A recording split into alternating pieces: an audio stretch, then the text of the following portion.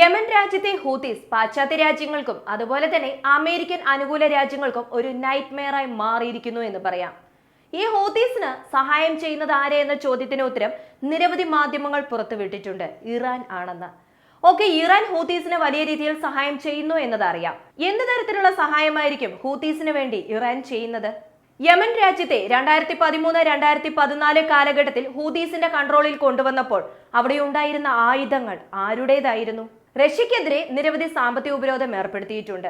എന്നാൽ ഇപ്പോഴും റഷ്യയുടെ ടെക്നോളജിയിൽ 95% പാശ്ചാത്യ രാജ്യങ്ങളുടെ ചെറിയ ചെറിയ എക്യുപ്മെന്റ്സ് ഉണ്ട് എന്ന് പറയുന്നു.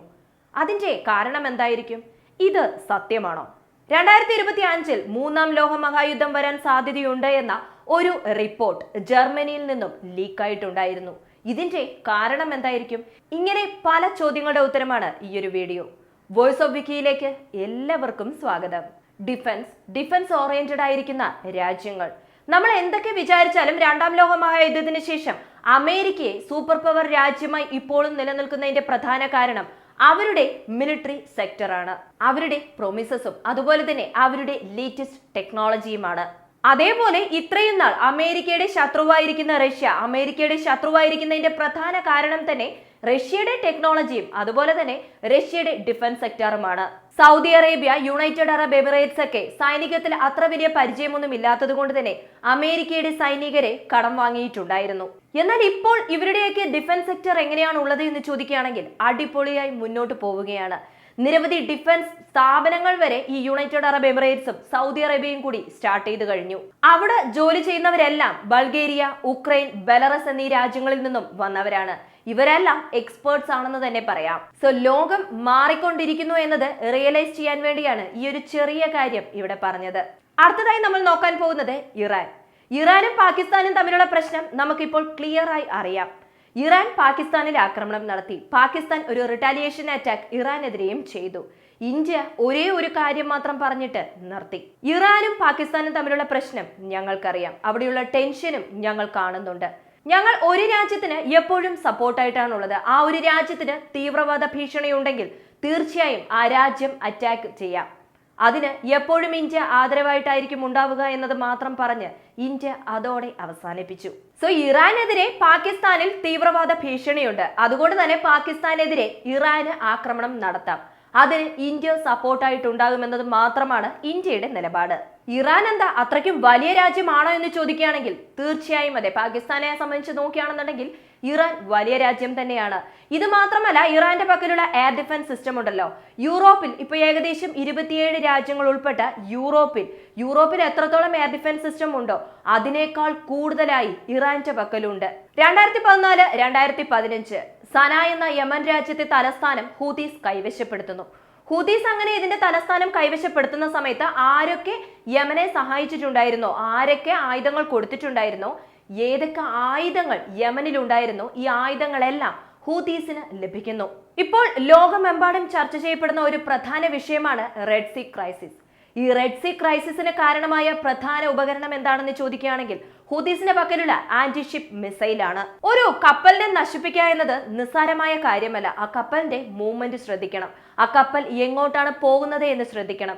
ഒരു കോംപ്ലക്സ് സിസ്റ്റം ആണെന്ന് പറയാം.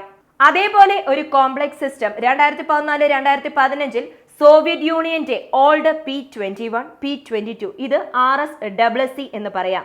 ഇത് ആന്റിഷിപ്പ് മിസൈലാണ്. ഈ ആന്റിഷിപ്പ് മിസൈൽ ഹൂതീസിന് ലഭിക്കുന്നു.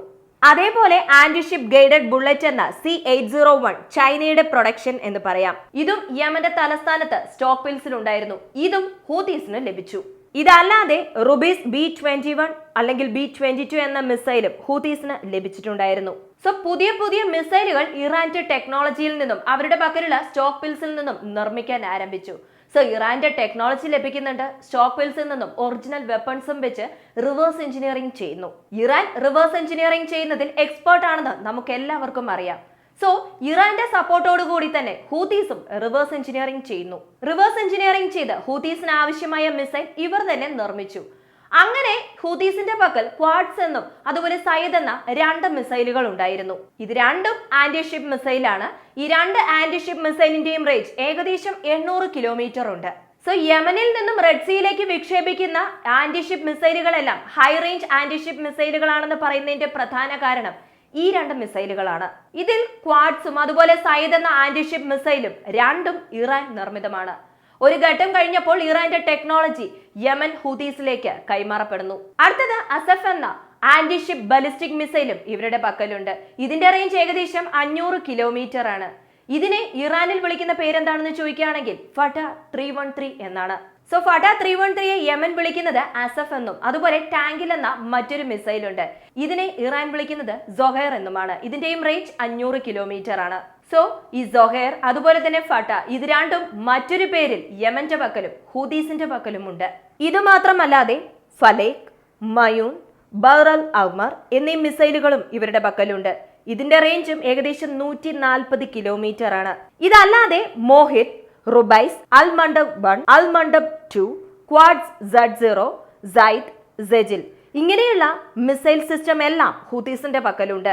അതുകൊണ്ടാണ് ഹൂതീസ് പറയുന്നത് ഇനി എന്തൊക്കെ വന്നാലും ഈ യുദ്ധത്തിൽ നിന്നും ഞങ്ങൾ പിന്മാറില്ല, ഞങ്ങൾ പാലസ്തീന് അനുകൂലമായിട്ടാണ് ഉള്ളത് എന്ന. സോ ഇറാന്റെ പക്കലുള്ള ടെക്നോളജി ഹൂതീസിന് ലഭിക്കുന്നു. ഹൂതീസും മിസൈലുകൾ നിർമ്മിക്കുന്നു. ഹൂതീസിന്റെ പക്കലും ആന്റിഷിപ്പ് മിസൈലും ഉണ്ട്. ഓക്കെ, ഇതൊക്കെ ഒരു ഭാഗത്തിരിക്കട്ടെ. നമുക്കിനി നേരെ റഷ്യയിലേക്ക് പോകാം.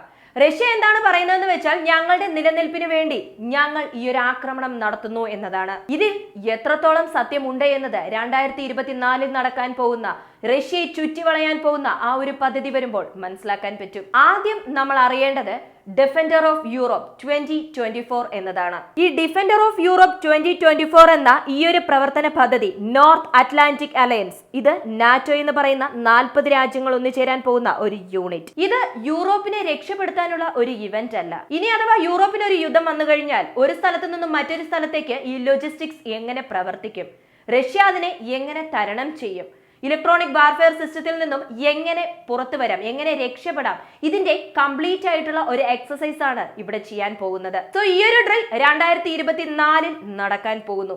പല രാജ്യങ്ങളിൽ നിന്നും 40,000-ൽ പരം സോൾജേഴ്സ് ഈ ഒരു ഡ്രില്ലിൽ പങ്കെടുക്കുമെന്നും പറയുന്നുണ്ട്. അങ്ങനെ ഡിഫൻഡർ ഓഫ് യൂറോപ്പ് 2024-ൽ 40,000 സോൾജേഴ്സ് പങ്കെടുക്കും. ഇത് റഷ്യക്ക് എതിരാണോ അല്ലയോ എന്നുള്ളത് നിങ്ങൾ തന്നെ നിങ്ങളുടെ അഭിപ്രായം കമന്റായി ചേർക്കുക. ഇതേ കാലഘട്ടത്തിൽ ജർമ്മനി എന്താണ് ചെയ്യാൻ പോകുന്നത് എന്ന് ചോദിക്കുകയാണെങ്കിൽ ക്വാഡ്രിഗ 24 മാനുവേഴ്സ് ചെയ്തു നോക്കാൻ പോകുന്നു. ഈ ക്വാഡ്രിഗ മാനുവേഴ്സ് എന്ന് പറയുന്നത് ഏകദേശം 20,000 സോൾജേഴ്സ് ഉൾപ്പെട്ടതാണ്. അതേപോലെ several thousand pieces of military equipments അല്ലെങ്കിൽ ആർട്ടിലറി സിസ്റ്റം. അതായത് ഒരു യുദ്ധം നടക്കുന്നുവെങ്കിൽ ഇവർ ആർട്ടിലറി സിസ്റ്റത്തെ അവരുടെ വെസ്റ്റേൺ ബ്ലോക്കിന്റെ ഈസ്റ്റേൺ സൈഡിലേക്ക് എങ്ങനെ അയക്കാം, ലോകത്തെ രണ്ടായി തിരിക്കാം. ഒന്ന് ഈസ്റ്റേൺ ബ്ലോക്ക്, രണ്ട് വെസ്റ്റേൺ ബ്ലോക്ക്. സോ വെസ്റ്റേൺ ഭാഗത്തിന്റെ ഈസ്റ്റേൺ ഭാഗത്തേക്ക് സൈനികരെ അല്ലെങ്കിൽ ആയുധത്തെ എങ്ങനെ അയക്കാമെന്ന ഒരു എക്സസൈസ് ജർമ്മനി ചെയ്തു നോക്കാൻ പോകുന്നു. ഈ ഈസ്റ്റേൺ ഭാഗത്ത് റഷ്യയുണ്ട്. ഇതെല്ലാം റഷ്യയെ ചുറ്റിവളയുന്ന കാര്യമാണ്. ഫെബ്രുവരി മാസം 28-ാം തീയതി മുതൽ ഏപ്രിൽ മാസം 21-ാം തീയതി വരെ നടത്താൻ പോകുന്ന നാറ്റോയുടെ പല സംഘടനകളിൽ പല ട്രെയിനിങ്ങിൽ പോളണ്ട്, ഫിൻലൻഡ്, ജർമ്മനി, ബാൾട്ടിക് രാജ്യങ്ങൾ, സ്വീഡൻ, റൊമേനിയ ആൻഡ് ബൾഗേറിയ പോലെയുള്ള രാജ്യങ്ങൾ ഏർപ്പെടാൻ പോകുന്നു. പോളണ്ട് നമുക്കറിയാം ഉക്രൈനെ സഹായിക്കുന്ന ഒരു രാജ്യമാണ്. ഫിൻലൻഡ് നമുക്കറിയാം അവസാനമായി റീസെന്റായി നാറ്റോയിൽ ജോയിൻ ചെയ്ത ഒരു രാജ്യമാണ്. ബാൾട്ടിക് രാജ്യങ്ങളും ഇതിൽ ഉൾപ്പെട്ടിട്ടുണ്ട് എന്ന് പറഞ്ഞല്ലോ.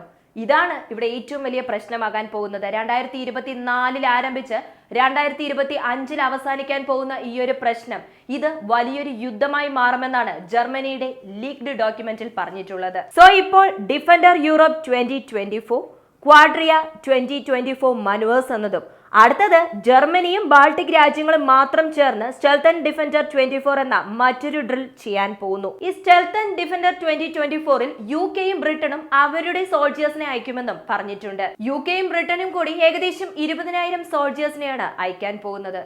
സോ ടോട്ടലായി നോക്കുകയാണെങ്കിൽ ജർമ്മനി ഓറിയന്റഡ് ആയിരിക്കുന്ന ഡ്രില്ലുകൾ, നാറ്റോ മെമ്പേഴ്സ് ഇതെല്ലാം കൂടി കാൽക്കുലേറ്റ് ചെയ്ത് നോക്കുമ്പോൾ ഏകദേശം 100,000 പേര് അടങ്ങുന്ന ഒരു ഡ്രില്ലാണ് റഷ്യക്കെതിരെ ആഹ്വാനം ചെയ്യാൻ പോകുന്നത്. ഇതല്ലാതെ നോർവേ, ഫിൻലാൻഡ്, സ്വീഡൻ ഇവർ മൂന്നും ചേർന്ന് നോർത്തേൺ റെസ്പോൺസ് 24 എന്ന ഒരു സൈനിക ഡ്രിൽ, ഫിൻലാൻഡിന്റെ എയർഫോഴ്സ് വിലൂരി 24 എന്ന മറ്റൊരു എക്സസൈസ്, അതേപോലെ ആർട്ടിക് ഡോൾഫിൻ 24 എന്ന മറ്റൊരു എക്സസൈസ്, ഇതെല്ലാം നോർവേയുടെ കടലിൽ ചെയ്യാൻ പോകുന്നു. ഈ നോർവേ എന്ന് പറയുന്നത് വളരെ പ്രധാനപ്പെട്ട ഒരു രാജ്യമാണ്.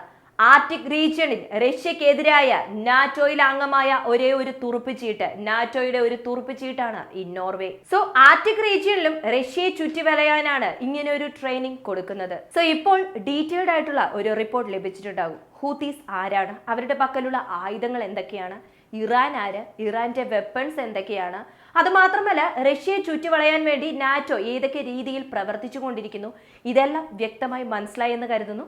ഈ ഒരു വീഡിയോയെക്കുറിച്ചുള്ള നിങ്ങളുടെ അഭിപ്രായങ്ങൾ മറക്കാതെ കമന്റായി ചേർക്കുക. വീഡിയോ ഇഷ്ടമാവുകയാണെങ്കിൽ ലൈക്ക് ചെയ്യുക, ഷെയർ ചെയ്യുക, ചാനൽ ഒന്ന് സബ്സ്ക്രൈബ് ചെയ്ത് സപ്പോർട്ട് ചെയ്യുക. വീണ്ടും അടുത്ത വീഡിയോയിൽ കാണാം. നന്ദി, നമസ്കാരം.